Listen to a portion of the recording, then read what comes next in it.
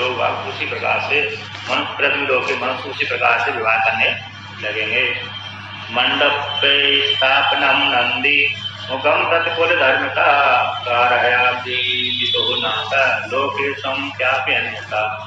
मंडप स्थापना नंदी श्राद्ध कुल धर्म के अनुसार सारे कर्म करिए आप, तो प्रेम पूर्वक करेंगे हे नाथ। इस प्रकार से करते हुए आप यश अपने यश को लोक में स्थापन करिए। तो यहाँ पर है मंडप आदि स्थान नंदी मुख श्राद्ध आदि कृत्य करते होंगे विवाह है क्या नहीं। एवं मुक्तस्य ततः शंभुर विष्णुनः परमेश्वर लौकिकः चार निरतो विधिना तच्चकारसा।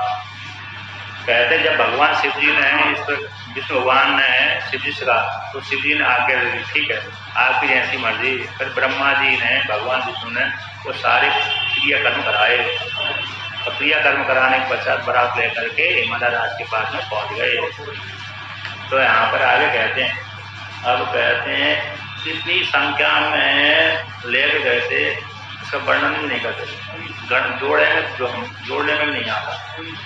कोई 60 करोड़ लेके गया, एक करोड़ लेके गया गण, शिव जी के गण की बहुत संख्या है।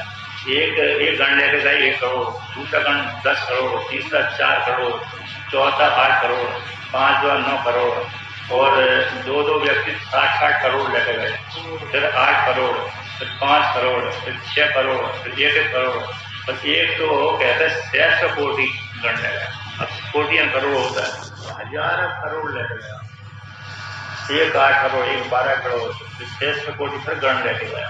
अब इतनी जनसंख्या वो उत्तराखंड में कहाँ भरा लोग,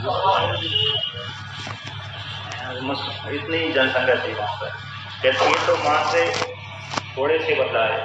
अब उनके कैसे थे कि किसी का हाथ नहीं है, किसी का पैर नहीं है, किसी का मुंह के तिरछा है, किसी के एक नेत्र है, किसी के 4-5 नेत्र है। सकल सूरत जैसे मनुष्य की सामान होती है ना, ऐसे उनकी सकल सूरत भी नहीं थी, विपरीत वाले थे। तो ऐसे वो उनके शिव जी के गण हैं बारात में चल रहे थे। और देवताओं की अलग थी, देवता है यक्ष गंधर्व आदि है, सबकी अलग अलग थी। तो सारे भगवान शिव जी के बारात में एकत्र होकर चले गए। इसके पश्चात आगे कहते हैं हिमालय राज को मालूम पड़ा कि बारात आ गई। तो बारात आने के पश्चात उन्होंने हिमालय राज ने सारा क्या स्वागत करवाया।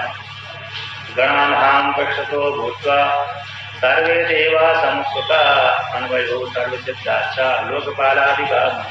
सबसे आगे शिव जी की बारात गई और आगे उसके पीछे फिर लोकपाल देवता आदि सारे गए। मध्य ब्रजन रमेशोता गरुड़ासन मासिका सुवे जीयमानेन छत्रेण में धामने। कहते हैं बीच में सबसे आगे शिव जी चल रहे थे, उनकी गण चल रही थी। फिर बीच में भगवान विष्णु चल रहे थे और भगवान विष्णु कहते हैं इसके पश्चात और विष्णु भगवान के पीछे तक दूसरे देवता चल रहे थे। सूर्य भगवान को चावल से छत्र लेकर चल रहे थे। चाम रहे बीजमान शोगण ही परिवारिता पार्षद हेरे विदे सदिष्टा स्वभूषा विधि भूषिता। कहते जिसके पास जैसे ऐश्वर्य था वो सारे ऐश्वर्य को दिखाते हुए चल रहे थे। भगवान विष्णु भगवान उनके दोनों तरफ लोग चावल जुला चल रहे होंगे। आगे कहते हैं सनकादि महासिद्ध ही प्रजापति विश्वतई परिवार समितो ही शिव सेवन तत्परा। सनकादि सिद्ध सनक सनातन सनात कुमार के चारों सप्तऋषि और जितने भी सिद्ध थे वो अपने अपने और प्रजापति अपने अपने परिवार के सहित होकर जो भी, क्योंकि बारात में स्त्रियां भी गई थी। स्त्रियां अकेली घर में बैठ कर नहीं रहे, जैसे बहुत सी बारात में स्त्रियां जाती ना, उसी प्रकार से उस भगवान शिव जी की बारात में सारी स्त्रियां गई थी। देवताओं की सारी पत्नियां यानी उस शिव जी की बारात में गई थी। वहां पर जाकर हिमालय के राज में पहुंच कर हिमालय की तरफ भी हो गई स्त्रियां, पुरुष की तरफ हो गए, स्त्रियां स्त्री की तरफ हो गई, लेकिन गई थी बारात में। और एक कल्प में ऐसा के सारी स्त्रियां जैसी भगवान शिव जी बारात लेने के लिए लेकर चल दिया, उसी काल में सारी देवताओं की स्त्रियां अपने आप ही आकाश मार्ग से स्थित होकर हिमालय के घर में पहले से पहुंच गई।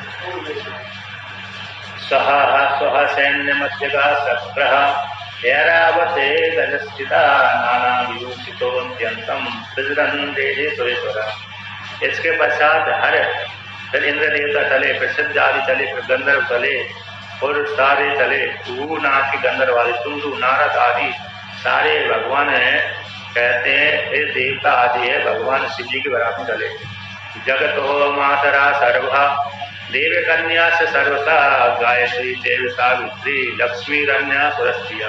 कहते जगत की माता जो गायत्री है वो भी गई, देव कन्या गई, गायत्री गई, सावित्री गई, लक्ष्मी गई। गायत्री सावित्री अलग अलग है। ब्रह्मा जी के दो पत्नियां हो जाती, कभी गायत्री सावित्री, गायत्री और सावित्री। सरस्वती, कभी कभी गायत्री और सावित्री का एक ही नाम हो जाता है, कभी कभी अलग नाम होता है। गायत्री और सावित्री, लक्ष्मी, अन्य देवताओं की पत्नियां कहते जगत की माता कहलाती हैं। वो भगवान शिव जी के विवाह में कहीं प्रसन्नतापूर्वक है।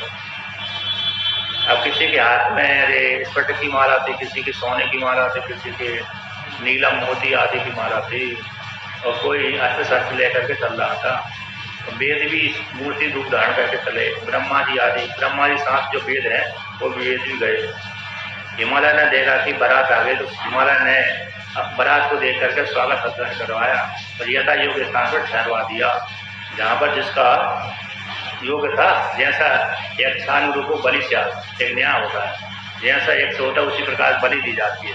अर्थात जैसा पूजनीय व्यक्ति होता है उसी के अंदर उसको उसी प्रकार की व्यवस्था दी जाती है और रोका जाता है, सम्मान दिया जाता है। और शिव जी को ध्यान रख दिया, विष्णु भगवान को उनके पास रख दिया, ब्रह्मा जी को उनके पास रख दिया, इंद्र देवता को उनके पास में रख दिया। तो इस प्रकार से जो महल बनाए थे उन्होंने सबको ठहरवा दिया। अब आगे कहते हैं तो आगमन आदि कहते हैं।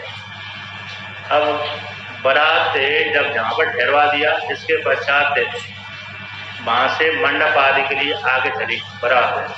तो कहते हैं बारात को देखने के लिए नगर कीर्ति प्रसाद और मैना ने भी विचार किया कि मेरी पुत्री ने जिस शिव को देख वरण करने के लिए तपस्या करी थी, जिसका पति वरण करने की तपस्या इतनी भयंकर तपस्या करी थी, मैं भी उस वर को देखना चाहती हूँ। ऐसी मैना ने सोचा। कहते हैं जो मैना ने इस तरह विचार किया, मन में आया कि मेरी पुत्री ने इतना भयंकर तपस्या किया 13,000 वर्ष, 300 वर्ष के 3,000 वर्ष तक तपस्या करी थी। अब जिससे वर की प्राप्ति के लिए तपस्या करी तो उसका रूप को मैं देख लूँ कैसा वो सुंदर था। तो इस उद्देश्य से उसने सोचा छत की अटारी पर गई, तो वहाँ पर देखने की इच्छा करी स्त्रियों शामिल करके। उसी समय भगवान शिव जी की माया से मोहित होकर भगवान शिव जी ने नारद जी को भेज दिया, जाओ तुम भी। अथवा नारद जी वहाँ पर चले गए।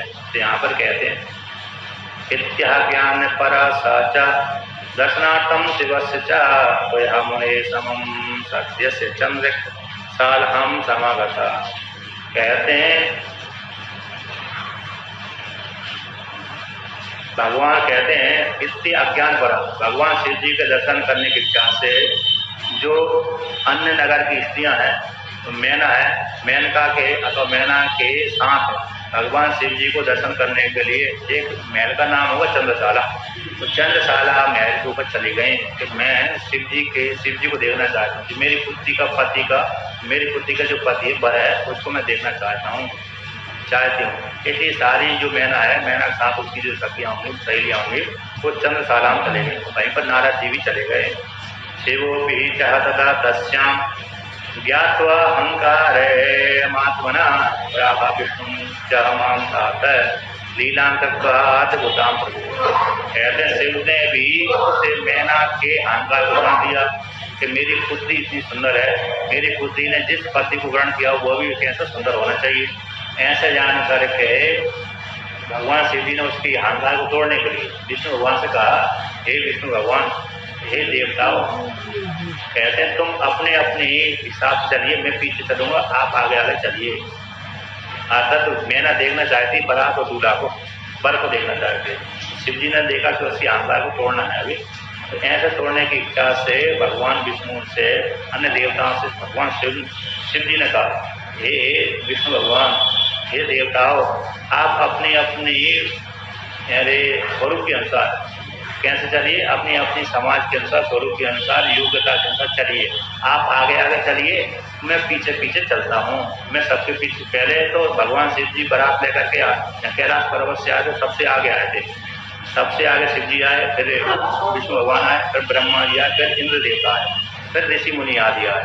तो कहते हैं इसके पश्चात जब यहाँ पर जो ठहर गई थी बारात, फिर वहाँ पर जनवासी आदि मिल गई।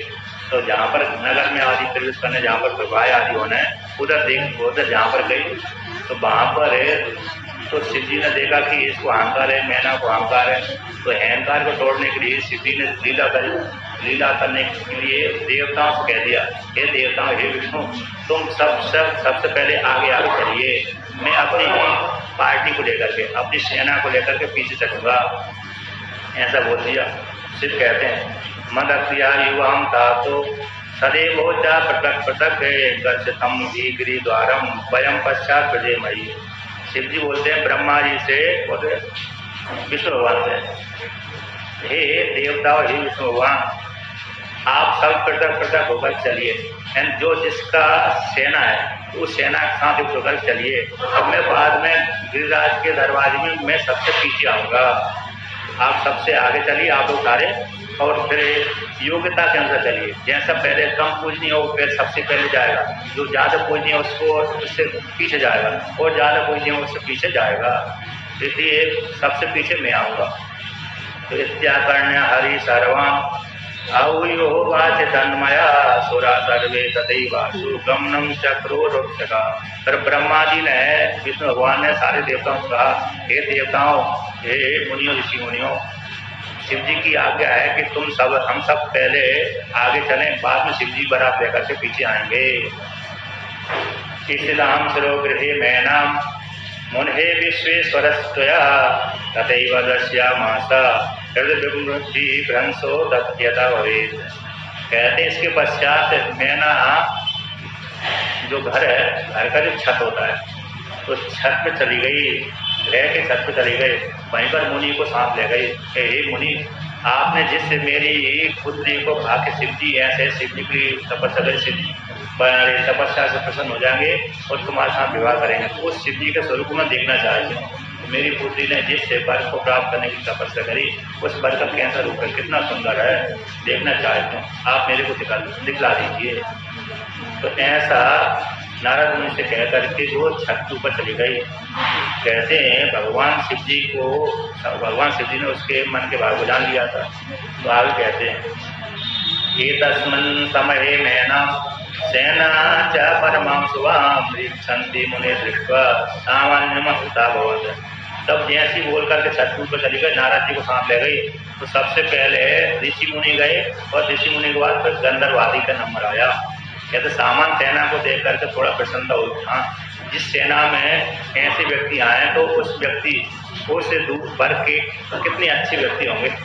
यदि जिस वर्ग के पक्ष के लोग अच्छी शक्ल वाले नहीं है, हो सकता है ऊपर वाला भी अच्छा नहीं होगा। जैसा संगी होता है उसी प्रकार से उसका संग होता है, जैसा जिसका स्वभाव होता है उसी प्रकार को उसी स्वभाव वाले व्यक्ति उसी के साथ मिल जाते हैं। जैसे शराबियों का स्वभाव शराबियों के साथ मिल जाता है, गंजेड़ियों का स्वभाव गंजेड़ियों के साथ मिल जाता है, झगड़ा वालों का स्वभाव झगड़ा वालों के साथ मिल जाता है। और उसी प्रकार से बारात को देख करके भी अनुमान लगा लेते हैं कि इसके संग कैसा, किन लोगों के साथ संग है, तो एक कैसा है। तो कहते सामान्य सेना को देख करके उसको मन प्रसन्न हो गए। प्रथमं चैव गंधर्वः सुंदरः सुभगास्त्र आयाता सुवस्त्राढ्य नाना अलंकार भूषिता। तो सबसे पहले उसने गंधर्वों को देखा, तो गंधर्वों को देख करके मन प्रसन्न होगा कि ये मेरे पति के वर पक्ष वाले कितने सुंदर हैं। तो गंधर्व कैसे होते, बहुत सुंदर होते हैं, कम नहीं होते हैं। नाना वाहन संयुक्ता नाना वाद्य परायणा पताका धीर विचित्राधिर अप्सरो गण संयुक्ता। कहते हैं नाना वाहन से युक्त होकर के, नाना वाद्य से युक्त होकर के, पताकाओं से युक्त होकर के, अप्सराओं से युक्त होकर के गंधर्व लोग चल रहे थे। अत दृष्ट्वा वसुं तत्र तत्पतिं परम ध्रुवं मैना प्रहसिता यासी शिवो अयमिति जागृहीत। कहते हैं नारद जी को साथ लेकर के छत पर चढ़ गई थी। तो गंधर्वों को देखने के पश्चात सबसे उनके बाद फिर दूसरा नंबर आया अष्टवसु का।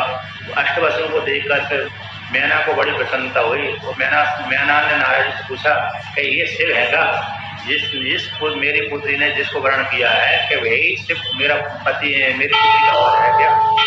तो ऐसा बोला तो कहते हैं शिवस्य गण का ये न शिवो यम शिवापति इत्येवं तुम तत्वस्य तात्वै अवोचा ऋषि सत्यमान। कहते नारद मुनि कहते नहीं, ये शिव जी के गण दूत है ना, गण मतलब दूत हो गया, उनकी चहल पहल करने वाले भ्रष्ट हैं। शिव जी ने बोले एक काम करो, यहाँ से लोटा वहाँ रख दो, यहाँ से थाली वहाँ रख दो, ये झाड़ू लगा दो, कौन सा लगा दो। तो ऐसा करने वाले हैं अष्टवसु। एवं सुत्वा तदा मैना विचारे तत्परा भवत यतश्चाभ्यधिको यो वै सा चाकी भविष्यति। जब नारद मुनि के मुखारविंद से सुना कि ये तो शिव जी के गण हैं, ऐसा सुनकर के मन में उसको प्रसन्न हो गए। जब मेरे पति मेरी पुत्री के पति के जो गणी इतने सुंदर हैं, इतने ठाडवाड़ से रह रहे हैं, ऐश्वर्य संपन्न है, तो मेरी पुत्री का पति कितना ऐश्वर्यशाली होगा, सुंदर होगा।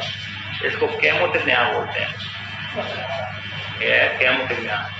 जब मेरे नौकर के पास ही, इसके नौकर के पास इतना धन है, अरबों खरबों का है, जिसके माल इसके स्वामी के पास कितना होगा, उसके विषय में कहना ही क्या। इसको कैमुतिक न्याय है, यहाँ पर कैमुतिक न्याय लगा दिया।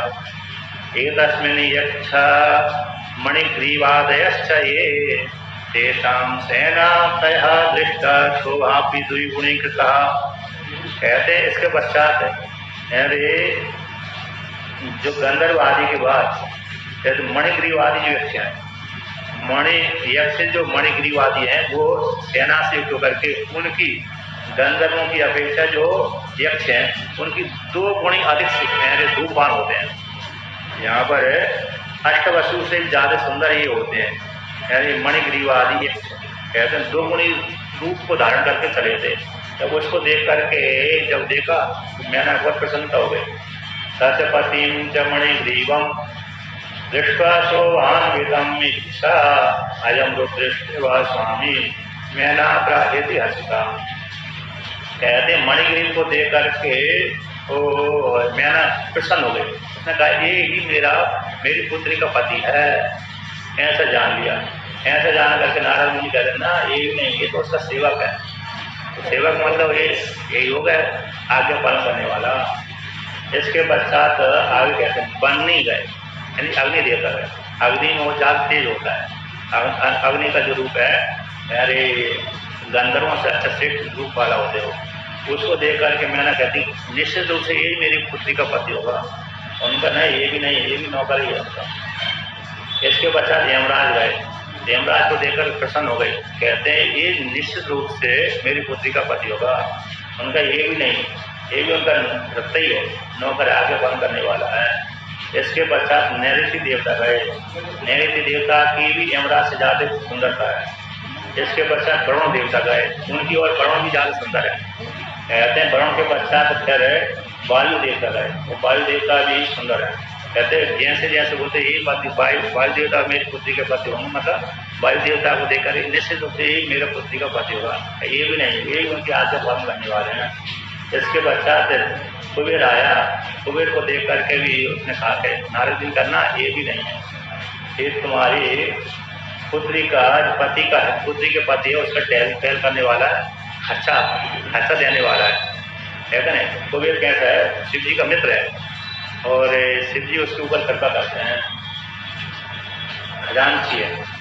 इसके पश्चात कहते हैं ईशान देवता है। शिव जी के जो 5 रूप है ना, सत्यजात, ईशान, उसमें से अरे ईशान देवता का। तो ईशान देवता कैसे हैं, ये भी दुगनी तिगनी सुबह को धारण करने वाले हैं। इसको देख करके कहने लगी ये निश्चित रूप से मेरी पुत्री का पति होगा। ये भी नहीं है। इसके पश्चात इंद्र देवता गया। अब इंद्र देवता की सुंदरता बहुत है, इन सारे देवताओं से बहुत ज़्यादा सुंदर है। इंद्र देवता को कहा कि ये निश्चित रूप से मेरी पुत्री का पति होगा। ना इंद्र देवता स्वर्ग के अधिपति राजा हैं, ये तुम्हारे पुत्री के पति नहीं है। इसके पश्चात सूर्य देवता गए, तो सूर्य देवता को निश्चित कर दिया। फिर कहते हैं सूर्य देवता के पश्चात कुछ बीच में अरे भृगु आदि ऋषि गए, तो ऋषि को देख करके तो ऋषि तो ऐसे नहीं थे। जिसके बाद भागीश गए यानी बृहस्पति गए, और भी बड़े सुंदर थे। उस इंद्र बृहस्पति को निश्चित कर दिया। इसके पश्चात आए ब्रह्मा जी, सारे देवताओं को ऋषियों को हटा करके ब्रह्मा जी आए। तो ब्रह्मा जी को देख करके कहा निश्चित रूप से यही मेरी पुत्री के पति होंगे। ना ये तो साक्षात धर्म के स्वरूप हैं, और कहते हैं ब्रह्मा जी हैं, ये तुम्हारे पुत्री के पति नहीं है। जब इसके पश्चात ब्रह्मा जी को निश्चित करने के पश्चात भगवान विष्णु गए। ये तस्मिन् अंतरे तत्र विष्णुदेव समागता सर्वशोभान्विता श्रीमान मेघ श्याम चतुर्भुजा। कहते इसके पश्चात भगवान विष्णु चले गए, चार भुजा को धारण करके, मेघ श्याम काली घटा होती ना, उसके जैसे रूप धारण करके। अब चार भुजा जिसकी हैं, ऐसी चार भुजा धारण करने वाले भगवान विष्णु कहते पीताम्बर धारण करके, कोटि कंदर्प लावण्य, करोड़ों सूर्य, करोड़ों कामदेव के समान लावण्य। एक कामदेव इतना है कि ऐसा है कि सारी स्त्री पुरुषों को मोहित कर देता है। अब जिसके पास में करोड़ों कामदेव के समान सौंदर्य बना हो, तो वो तो किस सभी को मोहित कर देगा। ऐसे विष्णु भगवान पीताम्बर को धारण करके कमल के जैसे नेत्र वाले पक्षी पर बैठ करके वहाँ पर गए, हिमालय के दरवाजे पर गए। उसको देख करके मैंने बहुत प्रसन्न हो गई। ये निश्चित रूप से यही मेरी पुत्री का पति होंगे। कहते तम दृष्ट्वा चकिताक्षासीन महाशयन सब्रवीत सोयम शिवापति साक्षात शिवो गहिनाथ संशया। उसे भगवान विष्णु के रूप को देख करके आश्चर्यचकित हो गए। निश्चित रूप से यही मेरी पुत्री का पति है। तो नारद जी निश्चित कर दिया कि ये तुम्हारी पुत्री का पति नहीं, बल्कि ये उनका सखा है, करता रहता है। एक कहता है करता रहता है, इसकी ये उनका शिव जी की आज्ञा पालन करने वाला है, और करता रहता है, मित्र है। अतः शिव जी जैसी बोले तो वो कर लेता है। अतम अतित्वम मेनहा वाक्यम आकर्ण्यो वाचे उतीकत नायम शिवापति रयम किम स्वम केशवम केशवो हरि।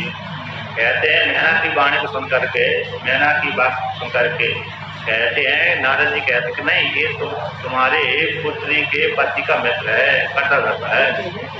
संग्रह खिलकार यस्य यतिकारी च तत्क्रिया अस्ति देखो बरो की हो शिव पार्वती पति। कहते हैं इसके शंकर कैसे है, शंकर का भगवान शिव जी का आज्ञा पालन करने वाला, संपूर्ण कार्य को करने वाला अधिकारी है। भगवान शिव जी के संपूर्ण कार्य को करने वाला ही अधिकारी है, और भगवान शिव जी के लिए अत्यंत प्रिय है। किन कहते हैं प्रिय भी है, और भगवान शिव जी से जिनसे भी अधिक ज्यादा सुंदर, ऐसा बोलते हैं। कहते हैं शिव जी, भगवान शिव जी विष्णु भगवान से प्रेम क्यों करते हैं, कि भगवान विष्णु से इसलिए प्रेम करते हैं कि भगवान शिव जी की जब जब पीड़ा होती है उसमें शिव जी के विष्णु भगवान के यहाँ सहायता करते हैं। भगवान शिव जी सबसे ज़्यादा चाहते हैं तो विष्णु भगवान को चाहते हैं। तो क्यों चाहते हैं, क्यों भगवान विष्णु को प्रेम करते हैं शिव जी। कहते हैं जब जब भी भगवान शिव जी कीड़ा करेंगे, उस क्रिया में भगवान विष्णु साथ देते हैं। और जब जब भी भगवान विष्णु अवतार लेते हैं, उससे क्रीड़ा करते हैं, विष्णु भगवान आते हैं, तब तब शिव जी उनकी क्रीड़ा में भाग लेते हैं, साथ लेते हैं। तो भगवान भास्कर ने शिवानंद लहरी लिखी है, शिवानंद लहरी में एक श्लोक लिखा है। तो वहाँ पर कहते हैं बाणत्वं विषभक्तिमर्द बपुषा भार्यत्यमार्यापते गौणितं सतितः मृदङ्गवहसा इत्यादिरूपं ददौ त्वत्पादेन नात्परं च कृतवान् त्वद्देहभागो हरि पूज्यात् पूज्यतरा सा एकहीनते को वा तदन्योधिका। ये शिवानंद लहरी का श्लोक है। शिवानंद लहरी में भगवान भास्कर आदि शंकराचार्य भगवान लिखते हैं कि भगवान विष्णु शिव जी की क्रीड़ा में साथ देते हैं। बाणत्वम, भगवान शिव जी जब त्रिपुरासुरों को मारने के लिए गए तो भगवान विष्णु बाण बने थे। तो फिर एक समय बाण बने विष्णु भगवान शिव जी की सहायता करने के लिए। फिर बार कहते शिव जी के पास में कोई ध्यान नहीं था, तो भगवान विष्णु नंदी का भेष बना लिया। एक कल्प में धर्मराज नंदी का वेश बना कर नंदी के रूप में सेवा करते हैं धर्मराज, और एक कल्प में भगवान विष्णु ही नंदी का वेश बनकर शिव जी की सेवा करते हैं। तो नंदी बन गए, दो रूप धारण हुए। तीसरा अर्ध बभूषा, शिव जी के आधे भाग में रहते हैं, पति पत्नी बनकर रहते हैं। कहते पति पत्नी जैसे बाएं अंग में पत्नी रहती है, दाएं अंग में पुरुष रहता है और बाएं अंग में पत्नी रहती है। तो शिव जी में हरिहर का जो रूप देखा है ना आपने, हरिहर है, तो हरिहर दोनों का जो रूप है, इसमें दाएं अंग में भगवान शिव जी रहते हैं और बाएं अंग में विष्णु रहते हैं। आधे में विष्णु, आधे में शिव जी। तो आधे में जो शिव जी विष्णु है तो उनकी पत्नी है विष्णु भगवान, और शिव जी पति हो गए, इसलिए आधे शरीर धारण करने वाले हैं। भार्या तुम्हारे पति, तो भार्या रूप से भेंट कर लिया और दूसरी विश्व सुंदरी बनी थी उस काल में भगवान विष्णु, उस काल में पत्नी का रूप धारण किया था विष्णु भगवान ने। घृणित तो कहते हैं सूर्य का रूप धारण किया था एक बार विष्णु भगवान ने शिव जी के लिए। और फिर कहते हैं सखिता, मित्र बने भगवान विष्णु, कैसे मित्र बनते हैं सखी। और मृतंग वहिता, भगवान शिव जी जब तांडव करते हैं, तांडव रहते अरे कल कंस व्रत हो गया ना, प्रदोष व्रत है, तो हर प्रदोष व्रत को शिव जी तांडव नृत्य करते हैं। उस तांडव नृत्य में मृदंग बजाते हैं भगवान विष्णु। मृदंग मतलब एक तरफ चौड़ी पट्टी, एकदम पतली पट्टी, जो बंगाल और उड़ीसा में जो ढोलकी बजाते हैं ना, गले में टांग रखा है, तो मृदंग बोलते हैं। तो मृदंग को भगवान विष्णु बनाते हैं। जब भगवान शिव जी तांडव नृत्य करते हैं, शिव जी तो नाचते हैं और विष्णु भगवान नाचते हुए वो मृदंग बजाते हैं। तो माता पार्वती ऊंची स्टेज पर बैठ जाती, वहाँ से बैठकर देखती रहती है और उसकी सखियाँ बुलाती रहती हैं चावल कहते हैं। और हर प्रदोष व्रत को शिव जी नाचते हैं, उसमें विष्णु भगवान आएंगे, क्या करेंगे, मृदंग बजाएंगे। तो ये 8 रूप धारण किए भगवान शिव जी की क्रीड़ा में, भगवान विष्णु ने ये 8 रूप धारण किए। तो पारे नैनान प्रथम, आपके श्री चरणों में अब भगवान विष्णु ने शिव जी के चरणों में अपने नयनों को अर्पण कर दिया। कब, जब सुदर्शन चक्र प्राप्त किया था उस काल में काशी में भगवान शिव जी ने, काशी में भगवान विष्णु ने शिव जी के चरणों में अपना नेत्र निकालकर अर्पण कर दिया था। इसलिए तो देह भाग वाले आपके आधे भाग में आदि रहते हैं। फिर पूज्य से भी पूज्य कौन हो गया, ये सारे पूज्य तो अन्य देवता हैं, उनसे भी पूज्य कौन है, भगवान विष्णु है। ये भगवान विष्णु नहीं होंगे भगवान शिव जी के प्रिय तो और कौन होगा। तो जब शिव जी ने, विष्णु भगवान इतने कार्य किया तो ऐसा व्यक्ति पूज्य नहीं होगा तो और कौन होगा। तो भगवान विष्णु इसलिए सबसे अधिक प्रिय शिव जी को है। कहते हैं सबका करता रहता है विष्णु भगवान, तुम्हारे पति का कैसा है, पति तुम्हारी पुत्री के पति का है, सब कुछ करने वाला करता रहता है, अधिकारी है। किंतु भगवान शिव तुम्हारे पुत्री का जो पति है इनसे भी अधिक और कम नहीं है, सुंदर है। हमें से बोल दिया तत्शोभा बन तुम मैंने मजा नहीं भी सकते थे, साईवा खिले ब्रह्मांड पति सर्वेश्वर स्वराट। तो भगवान नारद जी कहते कि तुम्हारी पुत्री का जो पति है, उस तुम्हारी पुत्री के पति की शोभा को वर्णन करने में मैं तो समर्थ भी नहीं हूँ। सामर्थ्य मेरे में सामर्थ्य नहीं है। वह संपूर्ण ब्रह्मांड का पति है, सर्वेश्वर है, उसकी शोभा को वर्णन नहीं कर सकता। ऐसा बोला तो ऐसी सुनते ही मैना के हृदय में और अहंकार पैदा हो गया कि मेरी पुत्री का पति इतना, जब विष्णु भगवान इतनी सुंदर है उससे ज्यादा मेरे पुत्री का पति सुंदर है तो कितना होगा, देखने में आनंद आगा। इत्याह करने वचस्तस्य मैना मेने जातां सुवाम महाभनाम भाग्यवती कुलत्रहे सुखाभाम। जब नारद मुनि के मुखारबिंद से ऐसी सुना कि तुम्हारी पुत्री का पति है, ब्रह्मांड का अधिपति है, उसकी शोभा को मैं वर्णन नहीं कर सकता, तो मैना ने ऐसी वाणी सुनकर के अपने को धन्य मानने लगी। कहते तीनों कुल, मेरी पुत्री ने तीनों कुलों को पवित्र कर दिया। तीनों कुलों को कौन पवित्र कर दिया कि मेरी पुत्री सुंदर है, पति का कुल पवित्र कर दिया। उसके साथ जिस पति के साथ, जिस वर के साथ मेरी पुत्री जाएगी उसको भी पवित्र हो जाएगा, वो पवित्र है। जिसके घर में पैदा हुई पुत्री वो पवित्र हो गया, कुल पवित्र हो गया। और मेरे द्वारा, मुझ माता के द्वारा पैदा हुई तो मेरी माता का जो पक्ष है ना, तो वो पक्ष वाला भी कैसे पवित्र हो गया। पिता का पक्ष है, पिता का कुल भी पवित्र हो गया, और माता का कुल भी, माता जिससे आई, जिस पिता के द्वारा पैदा होकर आई है उसका भी कुल पवित्र हो गया। और जिसके घर में जाएगी पुत्री वो कुल भी पवित्र हो जाएगा। तीनों कुलों को मेरी पुत्री ने तार दिया। ऐसी जानकर के सुख को प्राप्त हो गई। अब इसके पश्चात सुख के बाद कुछ दुख आ रहा है। तो आगे कहते हैं, धन्य हम सर्वता जाता पार्वत्या जन्मनादुना धन्यो विशोप्यत्य सर्वम धन्य तमम।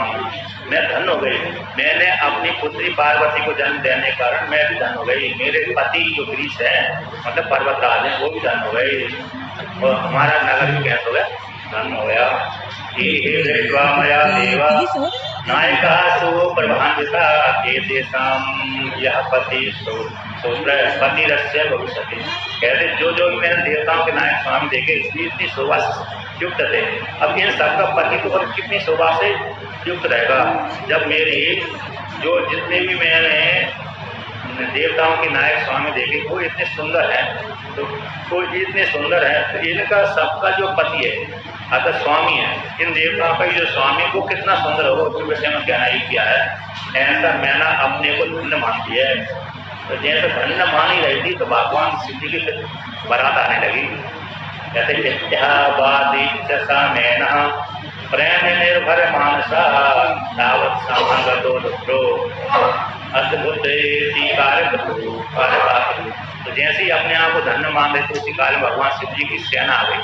तो जैसी सेना आ गई तो अद्भुत वेश धारण करके आए थे। तो आगे कहते हैं, अद्भुत हाथ में गणस्तात मैं न गर्वा विहारिका आत्मान दर्शन माया निर्लिप्तम निर्विकारकम।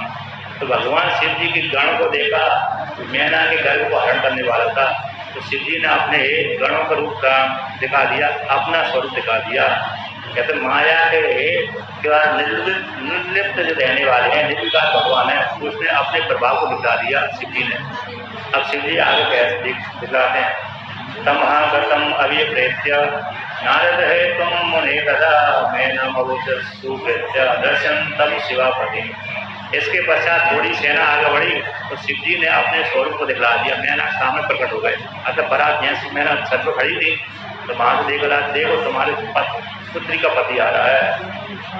नारद भगवान ने इंगित कर दिया इस हाथ के द्वारा, देखो देखो मैं हिमालय की पत्नी ये तुम्हारी पुत्री का पति है, ऐसा बोल दिया। तो मैना अब उसे सुकृत्या प्रसन्न होकर के भगवान नारद मुनि ने अब शिवा की जो पति था यानी भगवान शिव जी को दिखा दिया। अयम स शंकरा साक्षात दृश्यताम सुंदरी त्वया यदर्थे शिवया दत्तम तपोपि विपिने। नारद भगवान कहते हैं, हे सुंदरी, हे हिमालय की पत्नी, ये देखो ये शंकर साक्षात शंकर है जिसके लिए तुम्हारी पुत्री ने तपस्या करी थी, जंगल में जाकर के जिस पति को प्राप्त करने के लिए तपस्या करी थी, देखो शंकर ही है। ऐसा जब वर्णन किया तो उसको देखकर के हालत खराब हो गई मैना। हर्षता मैना तम दरसमुधा ध्रुवम अरुतः कृतिमीशानम अरुतः नोगमाद्भुतम। कहते जैसे ही मैना ने नारद मुनि की वाणी सुनकर के देखा, पहले तो प्रसन्नता हुई और जैसे ही भगवान शिव जी के ऊपर नजर गई तो उसको मन में कैसे हो गया, अद्भुत रूप आकृति देखकर के हालत खराब उसकी हो गई। तो आगे कहते हैं, अंगुल्यादस्य त्वं मुने रुद्र गणाता गणहंस्तदा हरस्य सेवकान पश्य हरम चापी बनाने। तो कहते हैं उंगली के द्वारा बता दिए, देखो ये शिव जी के गण हैं, ये उनका पति है, ऐसा वर्णन कर दिया। असंख्यातान गणान दृष्ट्वा भूत प्रेतादिकान मुने तत्क्षणाद भवत्सावै मेनका संकुल। असंख्य गणों को देख करके, भूत प्रेतों को देख करके और शिव जी का ऐसा रूप देख करके मेनका के मन में त्रास भय पैदा हो गया। जो पहले जो उसके मन में प्रसन्नता थी कि मेरा पति इतना समझे, मेरे पति के अनुचर है, सेवक है, कितने सुंदर है तो मेरे पति कितना सुंदर होगा, जो मन में एक प्रसन्नता बैठी वो प्रसन्नता सारी समाप्त हो गई उसकी। तन मध्य संकरम जैव निर्गुणम गुणबत्तरम विश्वहम विश्वस्त्वम पंचभक्तम त्रिनेत्रम भूति विभूषितम। कहते उन गणों के बीच में भगवान भोलेनाथ निर्गुण थे किंतु गुण वाले होकर के आ गए, क्योंकि निर्गुण परमात्मा है। अब निर्गुण परमात्मा तभी दिखेगा जब गुण वाला होगा। बिना गुण के लिए परमात्मा भी नहीं देख सकता, निर्गुण परमात्मा कभी नहीं देख सकता। निर्गुण परमात्मा को देखने के लिए तो हृदय चाहिए, यही हृदय में भी उसका दर्शन होता है। हृदय को छोड़ करके निर्गुण परमात्मा का बाहर दर्शन नहीं होता। बाहर जो भी दर्शन होगा वो गुण वाला ही होगा, साकार ही होगा, साकार होगा, सगुण होगा। किंतु निर्गुण निराकार का दर्शन जब भी करने हैं किसी को, स्त्री अथवा पुरुषों का दर्शन होगा तो हृदय में ही होगा। हृदय भी दर्शन बीच में होता है, जैसे यहाँ पर जो धड़कता है उसका चिंतन न होगा कि ये बीच में दोनों स्तनों के बीच में जो घटता है इसको हृदय बोलते हैं। आपने गीता प्रेस की पुस्तक देखी होगी, उसमें जब भी वो किसी योगी का फोटो बताते हैं तो बीच में ओंकार प्रकाश लगाते हैं यहाँ पर, और ओंकार को उच्चारण करवाते दिखलाते हैं, तो बीच में वहाँ पर चिंतन होता है। तो निर्गुण निराकार परमात्मा का जब भी दर्शन होगा तो यहाँ पर बीच यहीं पर होगा। वहाँ की जो सामने हमको दिख रहा है वो सगुण साकार का दर्शन होगा। तो वहाँ पर निर्गुण परमात्मा को गुण वाला दिखला, गुण वाले परमात्मा ने देखा, अतः गुण से युक्त परमात्मा को देखा। कहते हैं वृषभ के ऊपर स्थित थे, अतः नंदी बैल के ऊपर बैठे हुए थे, 5 भक्त थे, अतः 5 मुख वाले शिव जी, जैसे फोटो में हमने देखा होगा 5 मुख वाले शिव जी थे। हर मुख में 3-3 नेत्र थे, तो ऐसे, और सारे शरीर में भूति रमाए हुए थे। कपर्दिनम चंद्र मौलिम दशहस्तम कपालिनम व्याघ्र चरमोत्तरीयम च बिना के बरपाणिनम। कहते हैं जटा को धारण करने वाले थे, चंद्रमौली 15वां सूर्य था, 10 हाथ थे, 5 मुख है तो 10 हाथ हो जाए। कहते हैं जैसे 10 रावण 10 आदम था उसके 20 हाथ थे, अब इनके 5 मुख थे, 3 चेहरे, 10 हाथ हो गए, और ज़्यादा ही हो सकते हैं, ऐसा कोई बात नहीं। विष्णु भगवान का मुख तो एक, लेकिन हाथ 4 है उनके, है क्या नहीं? किंतु यहाँ पर इन्होंने कहा 5 मुख से 5 हाथ। ब्रह्मा जी के मुख तो 4 है, किंतु हाथ मुख भी 4 है, हाथ भी 4 है। ब्रह्मा जी के एक मुख का 1 हाथ है, वहाँ के 8 हाथ नहीं है उनके। तो कहते हैं व्याघ्र कपाल, एक हाथ में खपल ही हो, व्याघ्र चर्म में, व्याघ्र नीचे का जो अधोवस्त्र था वो व्याघ्र का था, ऊपर का उत्तरीय भी अरे व्याघ्र का था। बिना के धनुष को धारण करने वाले थे, बिना के नाम को जो धनुष है उसको धारण करने वाले थे। ऐसे भगवान को कहा कि तुम्हारे पुत्री के पति जा रहे हैं। शूलयुक्तम विरूपाक्षम कृतहकारे माकुलम गजे चरम है बसानम ही वीक्षते से सेवा त्रिशूल। देखो शूल को धारण करने वाले, त्रिशूल है, त्रिशूल है, तो त्रिशूल को धारण करने वाले विरूपाक्ष। विरूपाक्ष बोलते हैं कि जिसका तृतीय नेत्र दिखता है उसका रूप थोड़ा बिगड़ जाता है, तृतीय रूप को देखने के कारण विरूपाक्ष कराते हैं।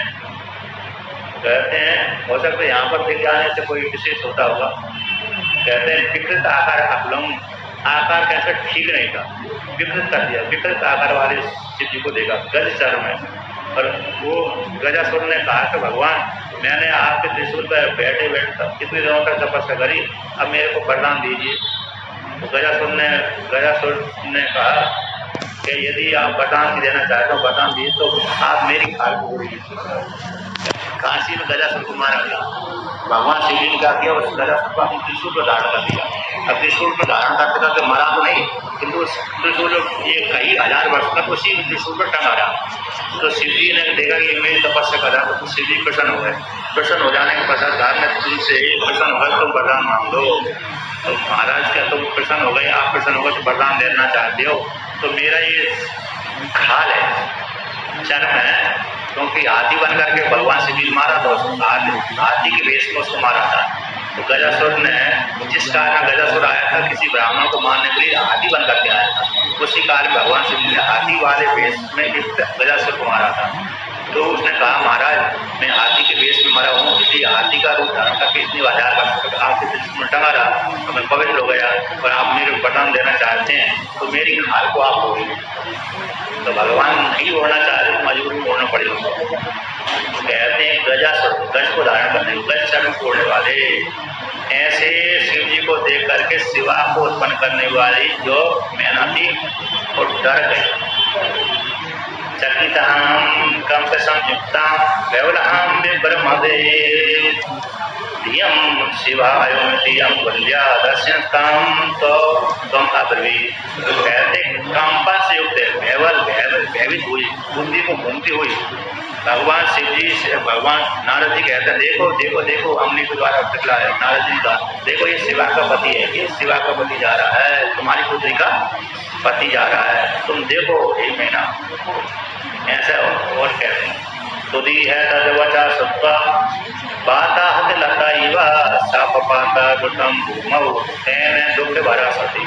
जैसे भगवान नारद जी ने कहा उसके स्वरूप को देख करके एक तो पहले से बुद्धि घूम गई थी, भगवान शिव जी को देख करके बुद्धि घूम गई थी।